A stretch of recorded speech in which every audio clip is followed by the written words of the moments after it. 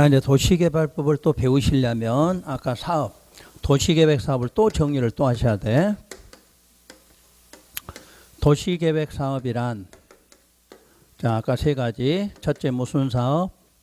시설 만드는 사업. 자, 오늘 도시개발 사업, 정비 사업. 원래 이것도 다 줄여 쓰는 거죠. 도시계획 시설 사업, 도시개발 사업이에요. 여러분 편하라고 이렇게 좀 했는데, 이렇게 외우지 말란 이야기야. 절대 외우면 시험장은 절대 이렇게 안 나와. 있는 그대로 나와. 도시계획 시설 사업, 도시개발 사업, 정비 사업 이렇게 나와요. 왜 이걸 또 설명하느냐, 그게 41번이라고 내가 맨날 이야기하죠. 근데 외워갖고도 못 풀어. 가서 시험장 가면 그냥 간단하게 첫 글자 외우면 그거 놓고도 못 찾아. 그 절대 외우지 말란 이야기야. 관리계획은 어쩔 수 없이 6가지를 알아야 되니까 내가 외우라고 자꾸 반복하는 거고, 나머지는 여러분이, 내가 그래서 작년에도 이 도시계획 사업은 여러분들이 20번 이상 듣고 해. 20번 이상. 뭐 20번만 하겠어. 우리 지금 이 과정만도 벌써 6번째 7번째인데 그럼 과정 갈 때마다 꼭 똑같이 한다는 얘기예요. 많이 들으시면 돼. 그래서 요거 무슨 계획 결정? 관리계획 결정한다. 근데 결정하는데 사업은 각각의 법이 필요하다 이렇게 말하죠. 그 각각의 법이라는 것은 요거 할 때는 무슨 법으로? 국토계획법 시간에 한 거고, 요게 관리계획 4번에 있지만 국토계획법을 하는 게 아니라 요거는 도시개발법으로 하는 거고, 요거는 도시정비법으로 한다 이렇게 되어 있는 거죠. 그래서 우리가 이제 두 번째 법이 요거고 세 번째 법이 요거다 이 뜻이에요. 그래서 도시계획 사업이고. 자, 이걸 이제 그림으로 이해해 볼게요. 대한민국의 행정구역은 전부 시 아니면 군으로 되어 있죠. 이 대한민국 시나 군에 대해서는 모두 무슨 법이 적용이 되느냐? 바로 무슨 법? 국토계획법이야. 창원시 무슨 법? 국토계획법 적용받죠. 바로 이 국토가 전국의 토지니까 전국의 토지는 전부 무슨 법? 국토계획법에 적용을 받아. 그러니까 창원시든 함안군이든 모든 대한민국 땅은 국토계획 적용을 받죠. 적용받는 이유를 크게 보면 모든 행정구역 안에 토지는 용도가 도시 아니면 비도시로 지정되죠. 그러면 도시지역을 지정하든 비도시를 지정하든 모두 무슨 계획으로? 관리계획 결정으로. 관리계획 결정하라는 법이 무슨 법? 국토계획법. 그리고 당연히 국토계획법 적용을 받는다 이런 뜻이에요. 다시, 창원시에서 이렇게 도로를 하나 만들려고 한다. 도로. 그럼 이 도로 설치하는 것도 무슨 계획이다? 관리계획 결정이다. 그럼 관리계획 결정되니까 도로는 사업을 해야 된다. 그게 무슨 사업이다? 시설 사업이다. 그래서 시설 사업만 국토계획법으로 하면 된다. 그 다음에 여기에다가 신도시 하나 만들고 싶다. 그럼 신도시를 만드는 사업의 이름이 도시개발 사업이다. 역시 도시개발 사업 무슨 계획으로? 관리계획으로 결정하고, 결정되면 그때부터 무슨 법에 의해서? 도시개발법에 의해서 사업을 하게 된다. 그럼 원래는 도시개발 사업 하기 전까지는 무슨 법? 국토계획법. 근데 사업하겠다고 결정되면 그때부터 무슨 법? 도시개발법이 여기에 적용돼. 자, 이 동네에다 재개발, 재건축하려고 한다. 이게 무슨 사업이다? 정비 사업이다. 역시 무슨 계획으로? 관리계획 결정하고, 결정과 동시에 이제부터 여기는 무슨 법이? 도시정비법이 적용된다 이렇게 말해. 그러니까 창원시에도 기본적으로 무슨 법이 적용되다가 국토계획법이 적용이 되다가 신도시 만들 때는 도시개발법으로, 자, 재개발 재건축할 때는 도시정비법으로 하게 된다 이런 원리예요. 자, 이제 이런 원리를 이해했으면 오늘 배우는 도시개발법이란 이 법이 어디에 적용이 되느냐, 이름은 도시개발구역이라고 그래요. 도시개발구역이라고 지정해야 돼. 그러니까 도시개발 사업하겠다 하면 이 사업할 때 여기가 구역이 뭐다? 도시개발구역이 돼야 돼. 그럼 도시개발구역은 아까 어디서 배웠지? 아까 지구단위 계획구역 그거 나왔잖아. 이게 연결이 돼야 돼. 그러니까 도시개발 사업하겠다 구역 지정해서 바로 진행이 안 되더라. 그럼 다시 무슨 구역으로? 지구단위 계획구로 지정해야지. 그래서 바로 계약 사업해야 되니까 이런 원리예요. 그러면 구역이라는 것은 다시 어디냐? 도시지역도 되고 비도시도 될 수가 있어. 도시든 비도시든 저것만 지정되면 여기서 도시개발 사업을 하게 되는 거다. 그러니까 도시개발법은 이걸 하기 위한 법인데 반드시 먼저 뭐부터 요 구역이 지정돼야 돼. 그럼 구역 안에서 무슨 사업을 도시개발 사업을 하게 된다. 그럼 도시개발 사업은 방법이 몇 개가 있느냐? 사업하는 방법. 먼저 수용 방식이 있다. 그래서 우리 첫 시간에 공용 수용을 배운 이유가 바로 이게요. 그거 배운 거 그대로 갖다 쓰면 돼. 자, 무슨 사업이면 공익 사업이면 남의 땅 강제로 뺏어다가 가져다가 사업한다. 그게 무슨 방식? 수용 방식. 그 다음에가 환지 방식. 환지니까 토지 교환, 토지 변환. 환자는 교환한다, 변환한다 이 뜻이에요. 그러면 여러분 신도시 만들 때 지목이 대에서 사업 많이 해요? 전이나 답이나 이런 쪽에서 해요? 여기서 하겠죠 주로. 이미 대지는 이미 개발이 된 땅이니까 확보할 수 있는 땅이 없어. 그래서 이런 땅은 값도 저렴하고 지역이 넓은 지역이죠. 여기서 사업해서 여러분한테 뭐로 줘요? 대지로 바꿔줘. 그게 환지 방식이야. 저거는 수용은 땅 뺏어다가 돈만 주면 끝난 거고, 여기는 환지니까 땅으로 교환을 해줘야 돼. 그러면 전이나 답이나 임야를 갖고 있는데 공사가 끝나면 소유자한테 뭘로? 대지로 바꿔주는 방식. 그걸 무슨 방식? 환지 방식이다 이렇게 말해. 상식으로 해봐요. 전을 1000제곱미터 갖고 있어. 그럼 대지로 1000제곱미터 줘요? 그보다 적게 줘. 적게 주겠죠 상식. 여기는 시가가 낮고 공사가 끝나면 시가가 높아지니까 그 차익만큼 적게 준다는 이야기야. 그럼 왜 적게 줘야 되는가? 자, 신도시 만들면 가장 필요한 게 도로부터 필요하겠죠. 그럼 도로는 어디 땅에서? 여러분 땅 줄여준 거여서. 줄여놨으니까 남는 땅이 생길 거 아니야. 그걸 갖고 도로도 만들고 공원도 만들고 그런다는 이야기야. 그래서 그걸 환지 방식 이렇게 말해. 그 다음에 세 번째는 1번, 2번을 합하는 혼용 방식이 있어. 혼용. 그런데 이 중에서 원칙은 수용 방식이야. 예외가 환지 방식 이렇게 돼 있어. 그러니까 앞으로 특별한 설명 없으면 뭐가 원칙? 수용이 원칙이야. 그다음에 환지는 예외다 그래. 그러면 이제 왜 저렇게 생겼는가? 서로의 장단점이 있겠죠. 수용 방식의 장점은 사업 기간이 좀 줄어들어. 뺏어다가 사업을 하니까 빨리 진행할 수가 있어. 근데 초기 비용이 많이 들어가. 왜? 보상해야 되니까. 그러니까 기간은 짧고 초기 비용이 많이 드는 단점을 갖고 있어. 반대로 이거는 초기 비용은 많이 안 들어가. 근데 사업 기간이 많이 길어져. 한 50년씩, 30년씩. 그래서 법을 알으셔야 돼. 이 법이 만들어지기 전에 토지구역 정리사업법이라는 법이 있었어. 이 법이 바로 환지 방식이야. 오로지 환지로밖에 할 수 없어 이 법이. 그래서 이 단점이 생기니까 이 법을 무슨 법으로? 도시개발법으로 바뀌면서 여기다가 뭐를? 수용을 도입한 거야. 그리고 환지는 그대로 갖고 있는 거고, 그러니까 지금은 요거 빨리 하기 위해서 요 방법을 도입하면서 여기다 넣은 게 아니라 법을 아예 뭘로 바뀌어서 도시개발법. 그래서 2002년부터는 여러분 이 법이 없어진 거야. 이렇게 바뀌어진 거니까. 그러니까 보완이 돼서 수용까지 포함돼서 법이 바뀌었다 그런 뜻이야. 그러니까 단점은 환지는 초기에는 비용이 적게 들어가는데 기간이 많이 걸려. 그럼 2002년도에 토지구역 정리사업법으로 도시개발구역 지정됐다. 그럼 지금까지 안 한 땅도 많아. 왜? 앞으로 50년간 해야 되는데 아직 안 한 것도 많아.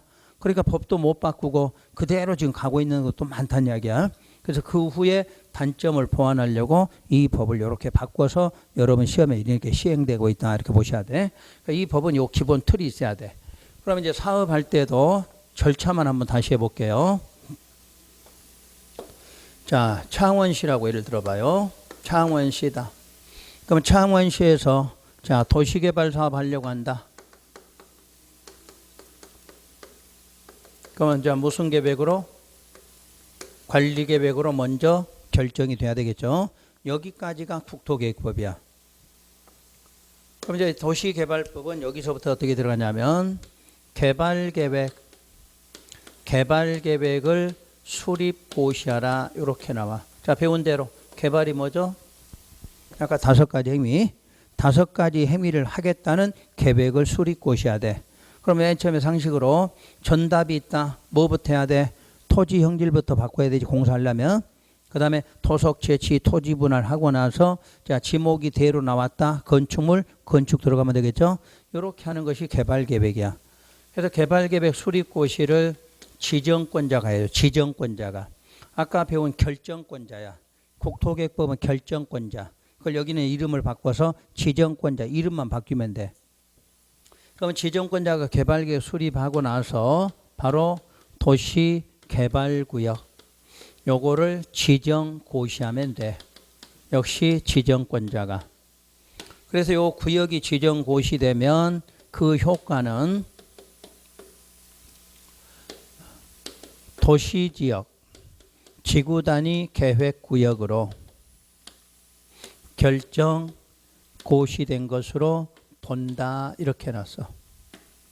그러니까 요 구역만 지정되면 이 땅은 지금부터 무슨 지역이다? 도시지역이야.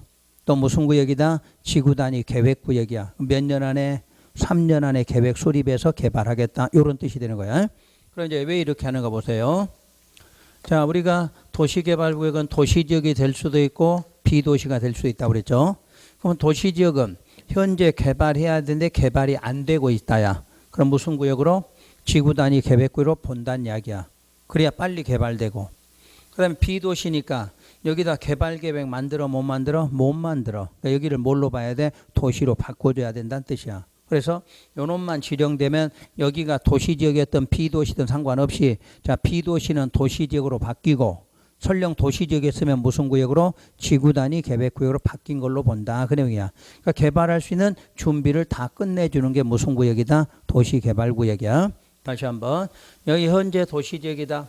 그럼 도시지역으로 바뀔 필요 없잖아. 그럴 때는 무슨 구역으로? 지구단위 계획구역으로 봐. 여기는 도시가 아닌 비도시니까 여기를 뭘로 봐야 돼? 도시지역으로 바꿔줘야 된다. 그 뜻이야. 무슨 구역에서? 도시개발구역. 그래서 자동으로 이제 바꿔줬어. 그러면 나머지는 지난 시간에 했던 사업과 똑같아. 무슨 계획? 실시계획 작성. 시행자가. 실시계획 인가고시. 맞죠? 여기까지는 지정권자가. 인가되면 무슨 효과 나왔죠? 시행자 확정해서 공사 착공 권리 줬죠? 지난주에 배운 거 똑같은 게 여기까지만 달라. 요 이하로는 도시계획 시설하고 똑같아. 뭐만 달라? 요 두 가지만 달라. 두 가지만. 그래서 여러분 시험에서 여기서 두 문제 나오잖아. 그 다음에 여기서 하나 이렇게 나오잖아. 기본적으로 요게 하나씩이야. 근데 시험은 주로 환지 쪽이 더 많이 나와. 수용은 내용이 없어. 땅 뺏어다 사업한다 그러니까 별로 내용이 없는데 야, 환지 쪽은 내용이 많아. 그러니까 문항수로는 예외지만 출제는 더 많이 한다. 이렇게 보셔야 돼. 그래서 우리 과정에 없는 거. 도시계획법에 국토계획법에서 시설 만들 때 여기서 여기까지 똑같아. 여기도 여기서 똑같아. 사업하는 과정은. 대신에 뭐가 필요해? 개발계획 만든다. 도시개발구역 지정한다. 요것만 특이한 사항이다. 그 뜻이야. 그래서 우리가 앞으로 집중적으로 여기를 배우시는 거야. 나머지는 배울 필요도 없고 앞에서 다 배웠으니까. 그러면 이제 여기에 문제는 뭐냐? 지금 나온 사람 이름이 누구 아니면 누구야? 지정권자 아니면 누구? 시행자 이렇게 나오잖아. 여기서 시험 문제가 또 두 문제까지 나와. 지정권자가 누군지 시행자가 누군지 이걸 묻게 돼 있어. 그래서 오늘 여러분 지정권자를 배워야 돼. 지정권자.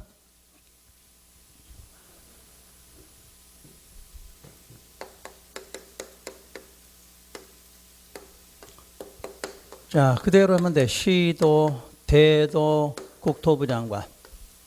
아까 국토계획법에서는 결정권자야. 여기 이름 바꿔서 지정권자다 이렇게 바꾸면 돼.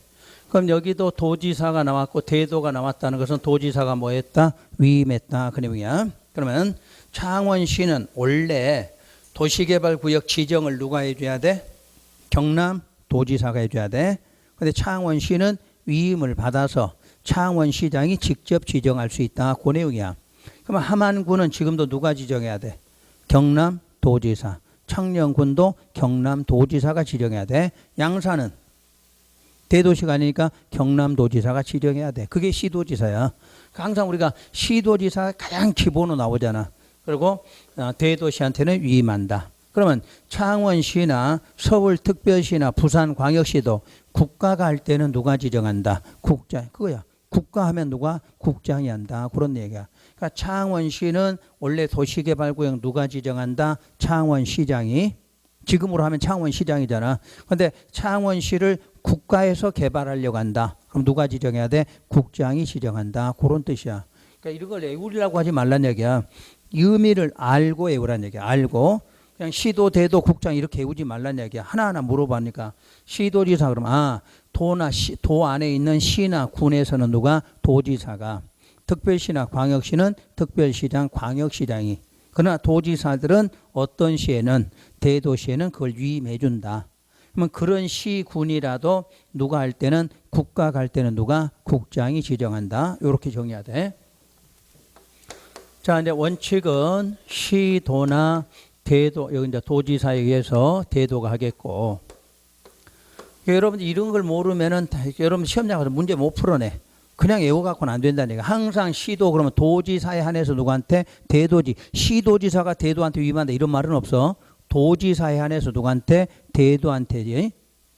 그 다음 예외로는 국토부 장관이죠. 그러면 이 사람들이 지금 필요하면 직접 지정을 해. 여기도 직접 지정하고. 그런데 이제 여기서는 예외가 뭐냐? 누구로부터 뭐를 받아서도 지정하는 방법이 있다 이렇게 말해요. 요 시도지사에게 지정을 요청하는 경우가 있어. 요청. 그러면 시도지사는 뭐 받아서? 요청받아 지정할 수도 있다 이렇게 말해. 본인이 직접 필요하면 지정할 수도 있고 뭐 받아서? 요청받아. 앞으로 이제 공법 시간에 요청이란 뜻 행정청끼리 쓰는 용어야.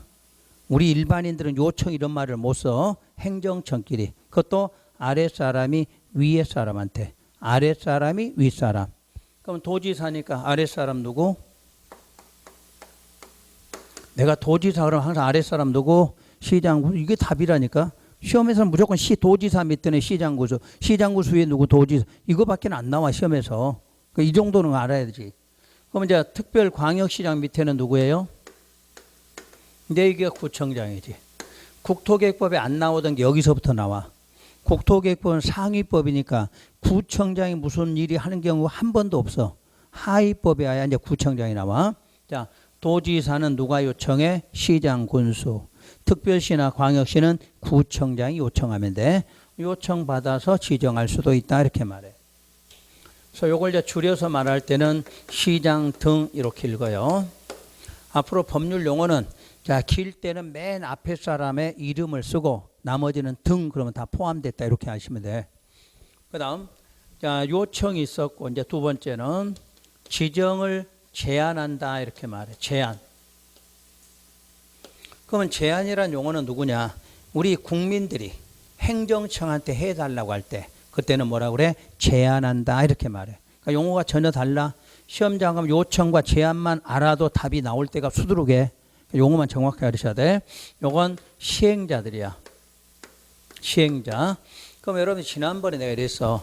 시행자는 원래는 행정청이다. 근데 행정청이 항상 누구로? 비행정처로 지정한다 이런 말 한 적 있죠.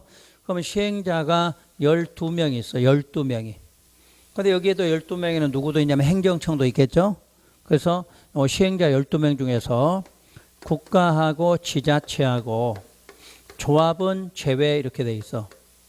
그러니까 이 사람들은 제한할 수 없다 그 말이지. 왜 제한 못한가 볼까요? 국가나 지자체는 용어가 마저 틀려. 용어가 안 맞잖아. 행정청은 뭐 해야 돼? 요청을 써야 되잖아. 제한에는 없다는 얘기지. 또 반대로 야, 국장 그러면 누가 대신해? 여기 있잖아. 지자체 하면 누구야? 요게 지자체네. 그럼 지자체는 자기가 지정하거나 요청할 수 있기 때문에 제한할 필요 있다 없다? 없다지. 그래서 제한에서 빠져야 된다 그 말이야. 그러니까 용어를 알아야 이해가 되는 거야. 그래서 나중에 요게 1번 시행자야. 1번 시행자는 제한할 수 있다 없다? 없다야. 왜? 본인이 직접 하거나 요청할 수 있는 권한이 있기 때문에 제한할 필요는 없다지. 요 6번이 조합이야. 앞으로 6번 시행자 그럼 조합이라고 말해. 이 조합은 아직 만들어지지가 않았어. 시행을 해야 되는데 지정 단계니까 조합이라는 건 아직 없다는 이야기야. 그래서 요 두 개는 제한할 수 없다 이렇게 나와. 요게 이제 첫 번째. 그런데 이제 국장한테도 똑같아. 국장한테도 지정을 요청할 수 있다 이렇게 해놨어. 그러면 우리 배운 대로 하면 국장한테 요청하려면 누구 해야 돼요? 지도지사 아랫사람. 그런데 안 해. 왜? 자기가 지정권 있잖아. 권한이 있을 때는 할 필요가 없잖아. 내가 있는데 굳이 요청할 필요는 없다냐. 이럴 때는 안 돼. 그래서 시험에서 이렇게 시험 문제 낸 거야. 시도지사는 국장한테 요청할 수 있다. 그럼 바로 틀렸다고 찾아야 돼. 원래는 맞는데 지금 무슨 권을? 시도지사가 원래 지정권을 갖고 있을 때는 요청할 필요는 없다 그 말이야. 그럼 누가 하느냐? 관계 중앙 행정기관의 장은 국장한테 요청할 수 있다 이렇게 돼 있어. 이 사람 누구예요? 그렇지. 국토부 장관을 제외한 장관 그 말이지. 원래 이 단어는 장관을 뜻하는 용어고 이렇게 들어가면 국토부 장관이 아닌 장관을 말한다고 그랬지. 그럼 관계로 해볼까요? 농지에 관계된 장관 누구야? 농림부 장관. 바다에 관계된 장관 해수부 장관 그러잖아. 산림에 관련된 장관은 산림청장이라고 그러지. 그 사람들은 직급이 같아도 뭐 해야 돼? 요청한다 이렇게 나와. 그러니까 앞으로 요 사람 이름 나오면 국장한테만 할 수 있어. 근데 이걸 갖다 시험에서 시도지사에게 요청한다. 맞아 틀려? 안 맞잖아. 아래에다 요청이란 말은 쓰질 않아. 이 용어만 갖고 시험 문제를 풀어내야 돼. 요청은 누구야? 아래에서 위로야. 근데 장관끼리는 요청이란 용어를 써. 장관끼리는 장관한테 요청한다 이렇게 말해. 그 다음에 지정을 제한한다. 자, 제한이니까 행정청은 아니다 그 말이죠. 공공기관의 장이나 정부 출연기관의 장은 면적이 30만 제곱미터 이상일 때 국토부 장관에게 제한한다 이렇게 돼 있어. 그런데 이제 문제가 요 시행자에 누가 있느냐?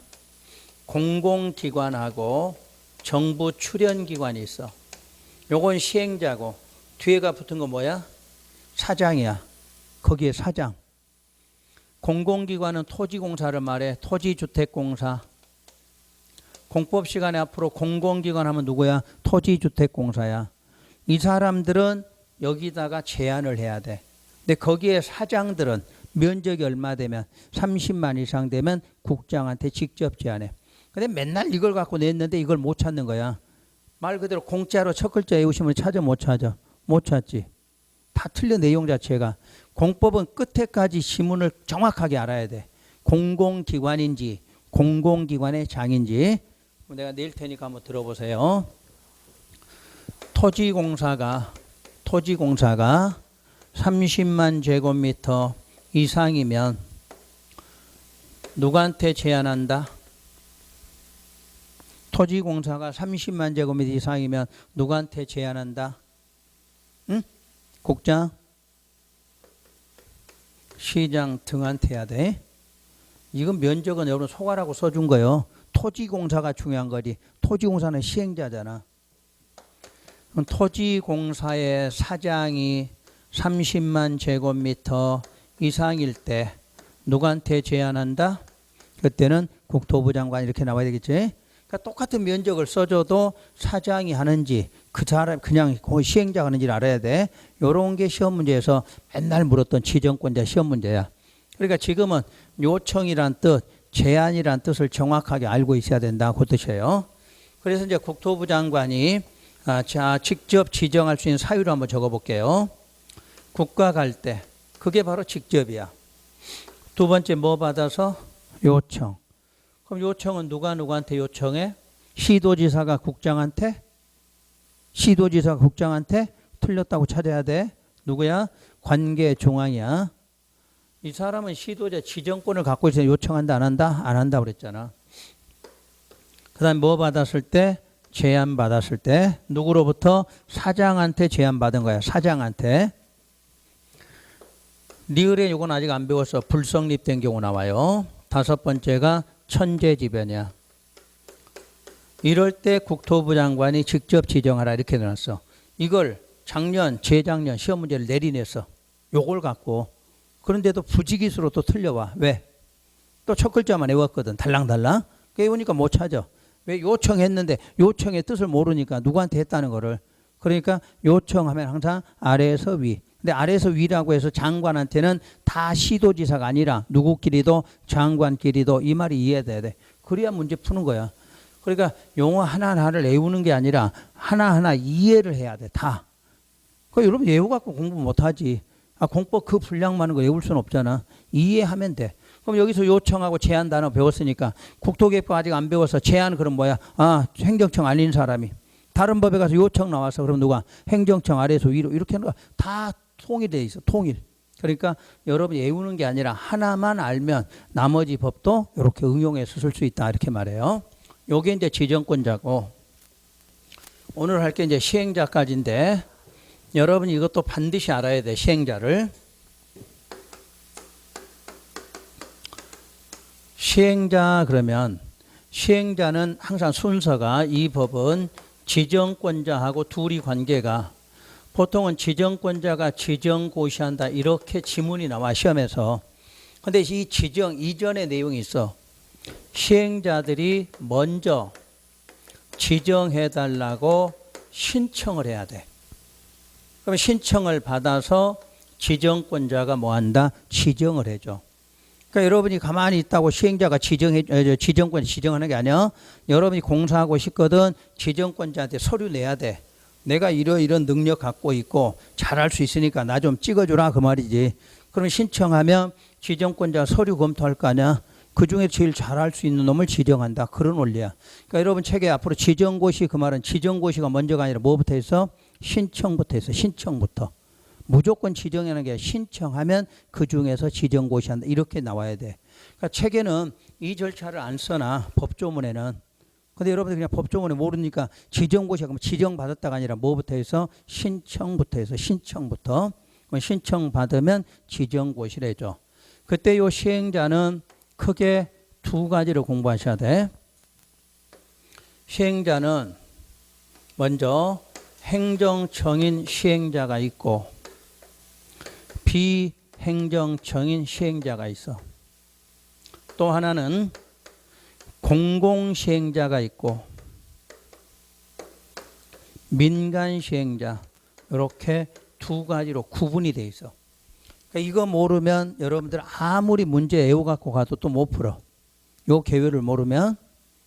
자, 행정청 시행자는 누구냐?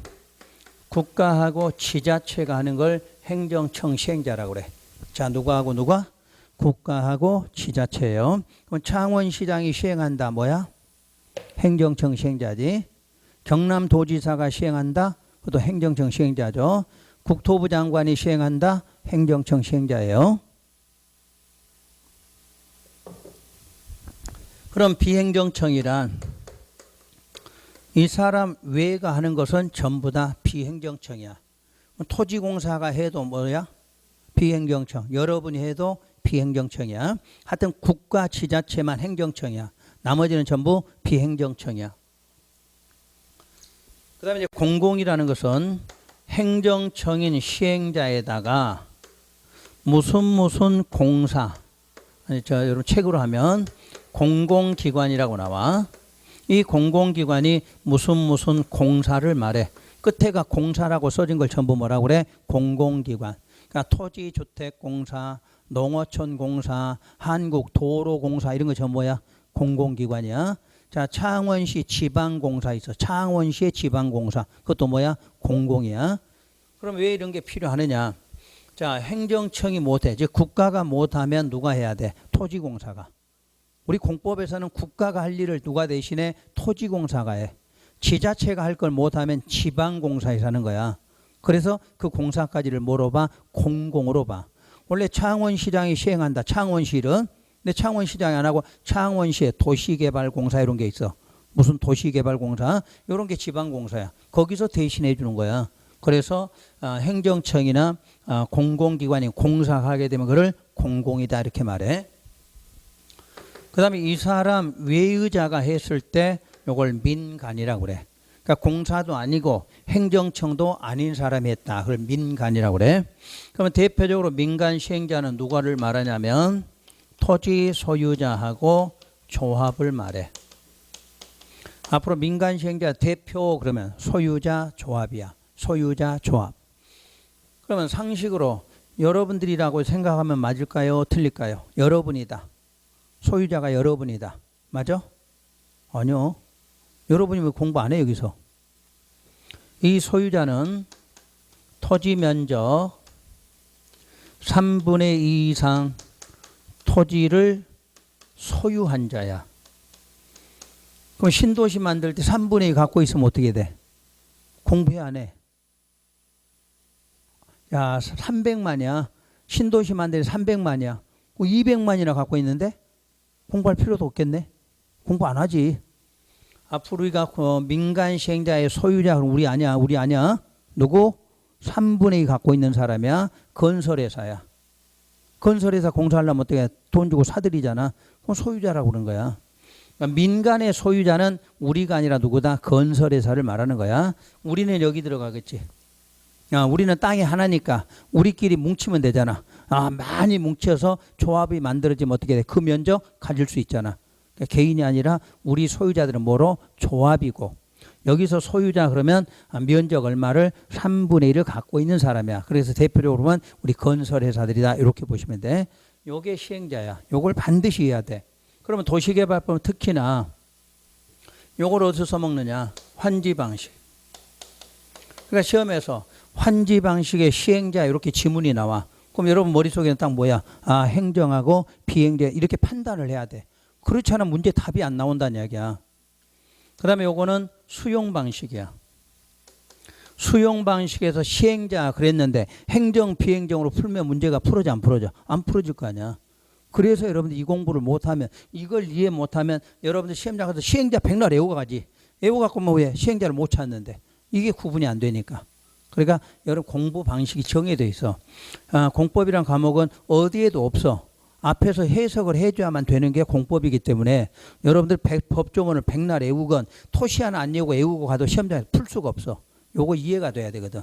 그러니까 여러분이 공법은 나와서 들으면 이해되면 여러분 훨씬 쉽게 하는 법이 바로 공법이야. 아까 말했지만 1차 과목은 혼자 해도 나와 점수가. 그냥 많이 읽으면 다 풀어내. 공법은 이런 내용 모르면 문제 풀어줄 수가 없잖아.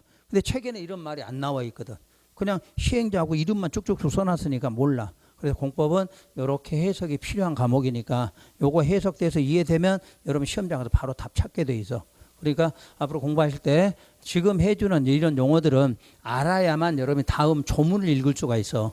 그냥 조문을 읽는다고 되는 게 아니라 이런 용어를 알아줘야 돼. 그래서 다음 주에 뭐 도시개발법 내용 읽으실 건 없어. 왜냐하면 읽어봤자 지금 내용 간단한 내용밖에 없으니까 오히려 이런 용어를 먼저 읽히시고 정리하시면 돼요. 그래서 다음 주에는 요거 끝나면 도시정비법에 가서 바로 용어 또 설명하고 뭐 책이 나오든 안 나오든 여러분 내가 그냥 일단 용어 먼저 해줄 테니까 정리하시고. 자, 그러면 다음 주에 가서 복습을 해와야 될 내용. 자, 오늘 처음으로 배운 게 수용 배웠죠. 지금 공용 수용. 다른 건 잊지 마시고 두 가지만 기억해 보세요.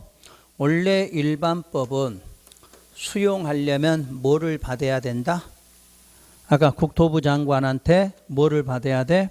사업, 인정, 고시를 받아야 수용 들어간다.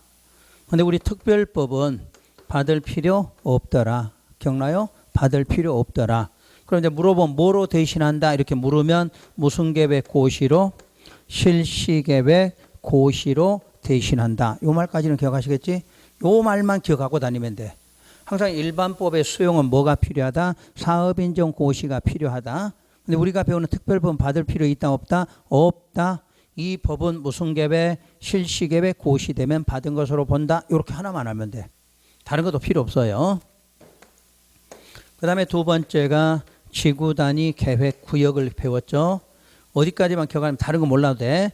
구역 지정되면 무슨 계획 수립한다? 지구 단위 계획이 수립된다.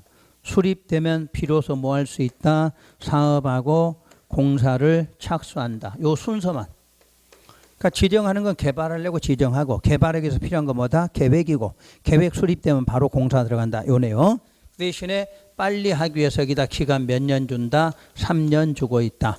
3년에 대해서 무슨 조항이 있다? 실효 조항이 있다. 그래서 반드시 3년 안에 만들어서 공사한다. 이런 내용 순서만 알면 돼. 순서만. 그 다음에 개발행위 허가제. 허가제의 그 제도 원리 설명했죠. 개발행위 그럼 몇 가지다? 5가지다.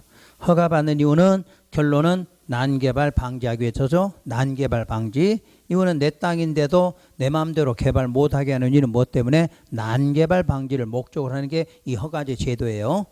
그래서 지금은 어디에 도시든 비도시든 모두 적용하고 있다. 이 내용하고. 그다음에 이제 도시개발법에서는 지정권자하고 그리고 방금 배운 시행자하고. 그럼 이 시행자는 국토계획법 시간 안 배웠어. 근데 국토계획법도 똑같아. 만약 국토계획법에서 자 민간 시행자의 토지 소유자 그럼 얼마 갖고 있어? 토지 면적 3분의 2 소유한 사람 똑같은 말이야. 근데 국토계획법 이 내용이 안 나오니까 그때 설명 안 해드린 거고 앞으로 국토계획법 도시개발법에서는 시행자 그럼 이렇게 딱 나와야 돼요. 근데 정비사업은 조금 달라져. 또 정비사업은 국토계획법하고 도시개발법이 좀 더 쉬운 게 바로 이런 부분이야. 서로 두 개가 거의 비슷비슷해. 근데 도시정비법은 세부적이지만 더 아래쪽으로 내려가 있어. 그러니까 조금 더 복잡해. 그러니까 기본은 요거는 같은 거니까 정리하시고. 그래서 자 지정권자 시행자를 정리하고 정리해 놓으면 국토계획법이 자동으로 해결될 수 있다 이렇게 보시면 돼요. 그래서 다음 주 오실 때는 요렇게만 알고 오시면 돼요. 다음 주까지는. 그러니까 여러분들 항상 하라고 하는 것을 복습하라고 하면 그것만 집에 가서 정확하게 읽으시면 돼. 나머지는 설명 많이 했지만 그건 여러분 이해시키려고 막 설명한 거지 머릿속에 들어갈 건 들어가질 않아. 예를 들어 아까 지구 단위 계획 임의적 지정한다. 그거 다 못 외워. 그냥 보기를 한번 해드린 거지. 그 나중에 여러분 책 나오면 책에다 옆에다 딱 보시면서 하면 더 빨라. 오늘 한번 들었기 때문에 우리는 이 과정은 이러려고 만든 것이다 하고 설명하다 보니까 거기까지 설명을 해준 거지. 오늘 여러분이 그것까지는 다 기억 안 하셔도 돼. 우선 큰 개요. 이렇게 만들어지는 과정 이 정도만 하시면 돼. 그러면 여러분들은 일단 이렇게 기본적인 틀만 잡혀도 1월 달에 가시면 훨씬 빨라. 훨씬 빠르고 아 그때 했던 말이 지금은 이해가 안 됐더라도 그때 가면 또 이해가 될 수가 있어. 또 1월 달에 했는데 이해가 안 된 거 3월 달에 가면 또 이해될 수 있고 그래. 그러니까 단계별로 조금씩 되지 여러분이 오늘 설명했다 이게 한꺼번에 다 머릿속에 들어가지는 않아요. 거기서 조금 받아들이면 다음 과정에서 또 조금 더 또 조금 이러면서 6월 달 딱 넘어서면 그때부터 이제 완벽하게 자리를 잡는 거죠. 그래서 이제 그때부터 문제풀이를 하게 된 거야. 그러면 이제 배운 거 갖고 문제풀이 하다가 좀 부족한 거 어떻게 또 여기 살 좀 붙이고 이런 식으로 진행되니까 그때까지만 알아두시면 돼. 내년 6월까지가 여러분들이 기본 진도 과정이니까 이론으로 하는 건 6월까지니까 그때까지 이 내용을 알아들으시면 돼. 그러니까 그때까지만 여러분이 노래 가시면 되는 거니까 혹시 못 알아들었으니까 집에 가서 이거 막 죽기 살고 이러지는 마시라는 이야기야. 처음에는 안 돼. 분명히 한계가 나와요. 들었어도 방금 들은 것도 생각하면 생각이 안 날 수도 있고 이러거든. 근데 그걸 반복적으로 한다 이렇게 생각하시고 너무 조급해하지는 마시고 대신에 우리 처음 시작하시면 결석 안 하는 게 가장 중요해. 우리 세대는 아직 동영상으로 한 번 들은 거를 가서 들을 때는 알아듣는데 처음으로 듣는 건 동영상으로 들으시면 고생을 많이 해. 1시간짜리도 3시간, 4시간씩 봐도 이해가 안 될 수도 있어. 50분짜리 여기서 들으면 이해됐던 것이 집에 가서는 안 될 수도 있거든. 그러니까 결석 안 하시고 반대로 집에 가서 복습용으로는 보러 오시라는 이야기야. 그러면 그때는 조금 더 빨리 이해되실 거예요. 아셨죠? 자, 수업 여기서 마칠게요. 수고 많으셨습니다.